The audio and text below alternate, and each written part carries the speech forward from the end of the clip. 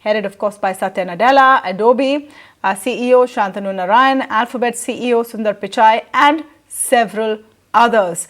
Anand Mahindra also went on to say that international boardrooms see Indian origin CEOs to be an almost quote-unquote safe bet. Now, the question that we're asking today from our panel is that, is this just a coincidence? Look at the size of our population. As a percentage of that, should we really be harping on Indian origin CEOs? And do we have this tendency to appropriate all successful Indian origin people, whether they truly continue to be Indian citizens or not? So to speak on some of those aspects, I'm joined today by Sunil Alag, independent business consultant, K. Ganesh, promoter, Big Basket, Portia Medical Home Loan and Home Lane, Varun Sachdev, APAC recruitment and business leader at NLB Services, and Anas Rahman Junaid, founder and MD of Hurun India. Welcome to all of you and great to have you on the show today. Mr. Junaid, let me begin with your take on this claim that Indian CEOs are a safe bet, and what do you make and what has been your response to Mr. Narasimhan's appointment as the head of Starbucks? Thanks for this opportunity. I don't really. I mean, it's a really great news that more and more Indian origin professionals are leading some of the biggest companies in the world. So congratulations to him, and it's great news for us. I think the one point that I can add here, which possibly just to give you a relevance of this appointment is, we launched a list called the Hurun Global 500, which is the most valuable 500 non-state-run enterprise in the world. And if I just take the number of the cumulative value of the companies that are run by Indian CEOs in the list, it comes to almost $5 trillion US. That's the valuation of all the businesses run by Indian CEOs, and so that's more than almost twice the GDP of India, right? So and this trend is only going to increase. So I just added Starbucks today to that list, so the valuation went up. So the trend is only going to increase, and I really see. Mr. Junaid, so how much is it now? It's more than 5 trillion. Yeah, you said. Yeah, it's more than 5. Yeah, cumulative valuation of all the businesses in Hurun Global 500 run by Indian CEOs. Wow. So wow. Yeah. Okay. Sunil Alag, when we were discussing this story this morning in our editorial meeting, someone said, "Ye sab kis chakki ka aata khate hain?" Should we be, excited about them all being Indian origin, or are we unnecessarily appropriating, people who are American citizens largely, happen to be of Indian origin, but there's so many people from different parts of the world in America. What's the big deal? I would put it down as that we are better at managing both diversity and adversity. That's what you have to remember, that look, if you're of Indian origin, you've done your basic education here, whether somebody headed Pepsi or not in FMCG, she did her from IIM Calcutta and whatever, and then she went across to America. I'm not talking about citizens who are born in America or born in England, Indians who are there. That's different when their parents have gone. So we are better at managing both diversity as well as adversity. Now, what I mean by managing diversity is that, look, whether it's culture, whether it's rural, whether it's urban, you're talking about someone who has learned in India, a largest population of consumers, China and India are, and we've learned very quickly on how to manage religions, how to manage we are talking about the CEOs now, the ones who are making it. We've learned how to manage the culture. We've learned how to manage different kinds of people, different kinds of foods. And we are at the moment much more available. Now, when I talk about adversity, I mean, at a young age, most of the generalization that I'm making, they have come from very different backgrounds. They didn't have a very rich background. They didn't have someone who was paying for them. As opposed to the Western culture of growing up in a land of plenty, they've grown up in a land of few. Therefore, they've managed resources. They are different in terms of human beings, and that is why they make it. Yeah, some would argue that these are people who've gone to some of the best Indian institutions, which they could only because they come from relatively well-to-do families in India. And not at all. Relatively well-to-do families. And a lot of these institutions are state subsidized. No, all I'm saying is an IIT student is a question of subsidy. IIMs, for instance, if you said that you needed a scholarship and you came in and on that system, you got it. There was no question of being denied that. And we tend to offer what they have now worked out in America as giving loan waivers, which works out to trillions. I mean, dollars, which the Biden has given. Now, we don't have to do that. The companies itself, whether we are there or not, we offer that. In IIMs, they are not the same. Please don't misconstrue what I'm saying. Look, we brought up in terms of we don't throw the elders out. Anyone who's over 30, around 30 when he goes to America, or 25 or 30, he's brought up in a culture which is very different. And then he might spend 20 years in America or 20 years in. Why aren't they taking people? Why is levers taking people from India? First, they show themselves in the East, then they show themselves in Africa, then they go on to America, because they find that the Indians are the best at adapting. We are the best in terms of diversity, as I said, as well as adversity. We know how to manage. And that is what is very, very important, because the Western Europe, they're growing up in a culture which is giving them a land of plenty. Okay. They've got everything going. So no, that's an interesting point. K. Ganesh, do you agree that the cultural influence of making the most of what you have, and dare I say, jugaad, helps you to and equips you to run great large companies? No, I absolutely agree. I think one, it's good news. Obviously, we are not ashamed, and like the media has been doing in appropriating the success of Indian origin. Whatever may be the level of Indianness they still display, they are of Indian origin, and absolutely nothing wrong in feeling happy about it and getting some brownie points or bragging rights and doing that. That's perfectly fine. But I do agree that one, there is a strong filtering mechanism in India. The level of competition to get into a good engineering college, be it IIT or top level engineering institute, the level of competition to get into IIM is phenomenal. So if you are in IIT or an IIM or any of the top institution, you already are cream of the cream. So I'm not surprised at all that when you go abroad, you disproportionately stand out compared to an average local population, because you are not the average. Otherwise, you would not have the opportunity to go abroad. So the strong filtering mechanism does that. Two, I agree with Sunil Allen. The fact that unfortunately, a lot of things are broken. India is a very hard country to grow up in. It's not a land of plenty. It is not even it's not just about land of plenty. It is that we have everything broken here. A person has to go to school or to college to navigate through, to get to admission, to get to coaching, to do that. So much they will not have. And third, the diversity that you talked about, any person who has worked in Indian company has dealt with multiple languages, multiple religions, multiple culture, multiple tastes. Therefore, the way he has been hardened and tempered, the ability to get along with all of these people is so much, which a person in, say, a small Europe, a Norway or Sweden, just to name some countries, will not be there. Having said all of this, I think we should stop there and see what does it mean for us. Good bragging, right? Yes. Two, more importantly, look at it. It has established us in the world. For me, what is exciting about this is not the individual.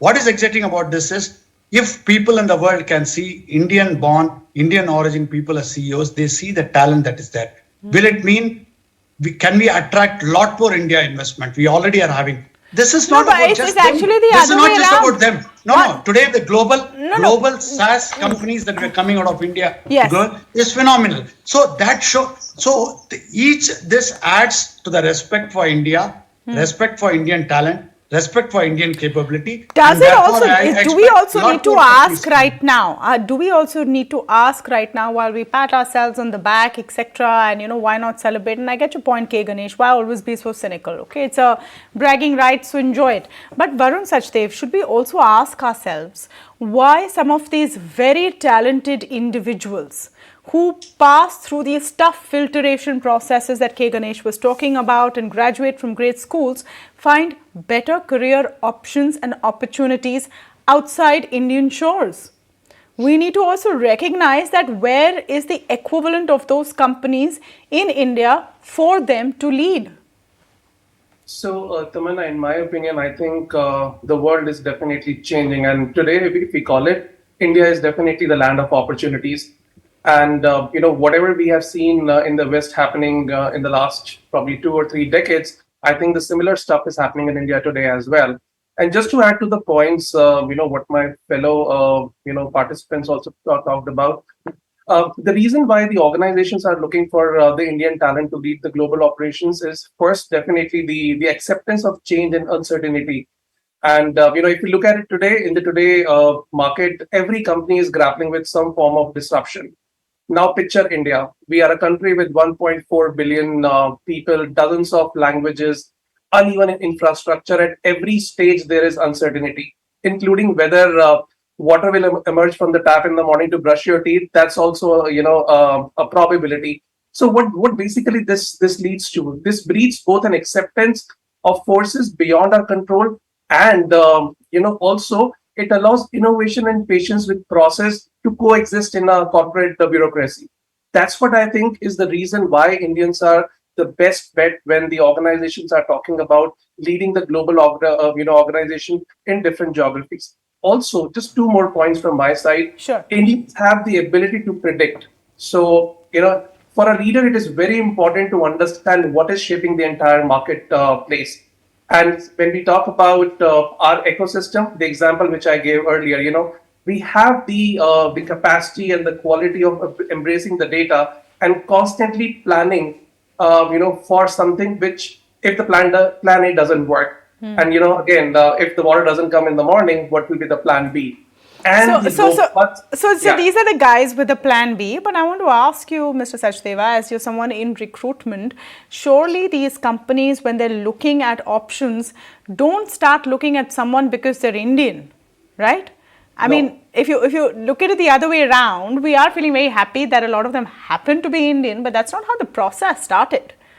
It just is perhaps a happy coincidence that so many turned out to be of Indian origin.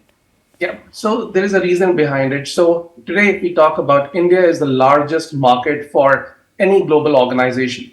So, when organizations, they started, expanding and pouring into new geographies, they realized that they have to have a local person with the right intelligence to lead a particular market.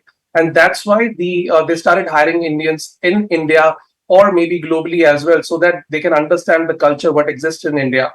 And the reasons what I shared earlier as well, that acceptance of change and uncertainty is the best with Indians, and backed by the robust education system, especially the STEM. When we talk about science, technology, engineering, and mathematics, we are extremely strong in that. And what requires the today's market is analytical ability, and that's also something which is backed by mathematics. So combining all these factors, the company started hiring Indians, and when they realized that the people were actually able to go up the ladder pretty quickly, that's where it was all about, the qualities which were shown by the people.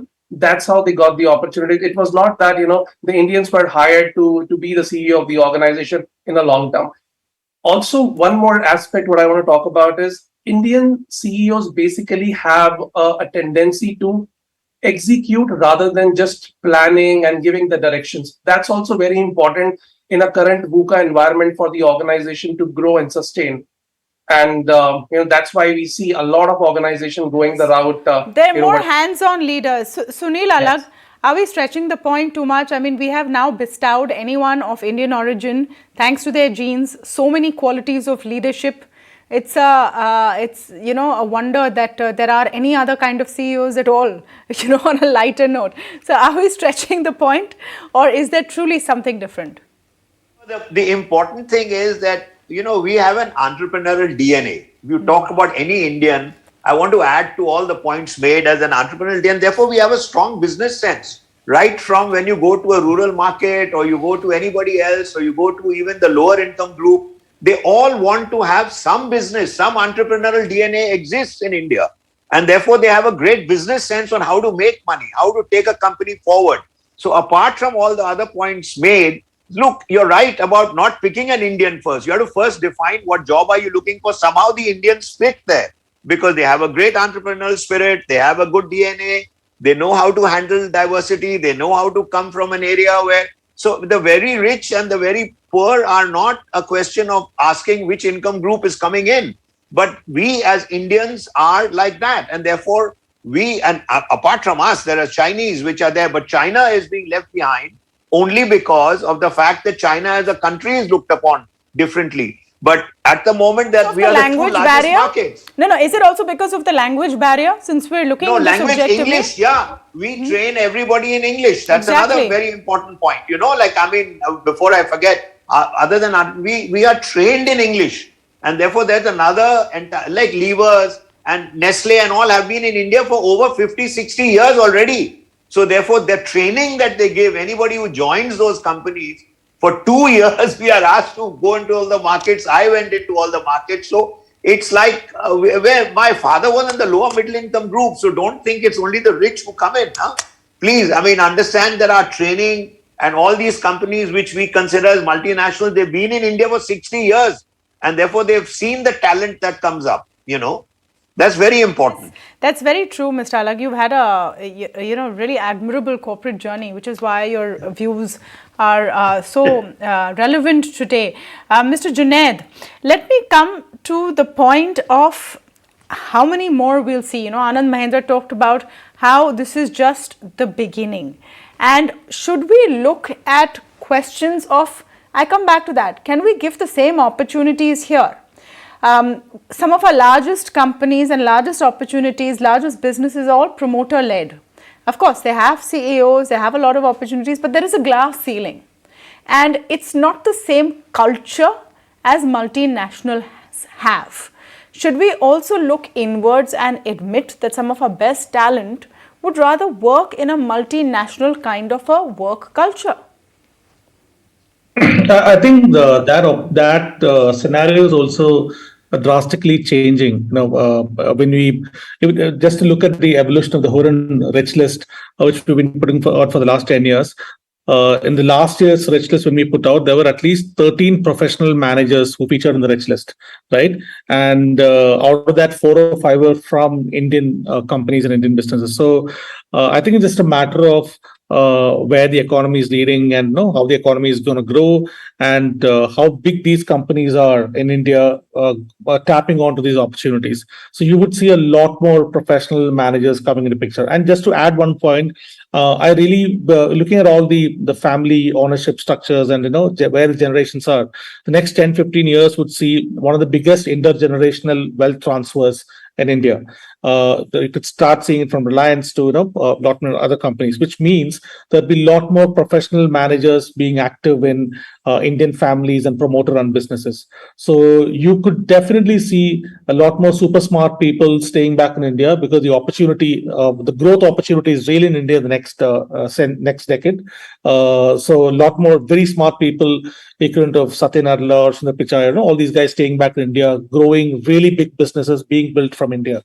So I think it's going to be pretty exciting the next 10, 15 years to become a very good professional manager, staying back in India. So, okay, Ganesh, you agree that the opportunities will soon be the same, and that point about the best talent wanting that multinational kind of exposure?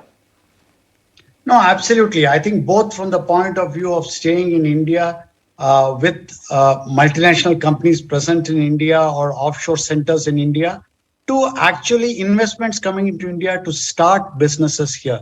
You look at the number of unicorns we are churning out by the month, look at the valuation, look at the size of the opportunity, whether it is UPI or it's fintech or it's digital payment, everything points to India opportunity for the next 10, 20 years. Therefore, developments like this, where the Indian origin person gets recognized, will only add positive attraction for investors and for the world to look at India, Indian talent, companies in India to serve global market. I was mentioning global SaaS companies from India as a great example. This was unthinkable 10 years back. Today, you will see almost dominant position of global SaaS companies from India serving the world.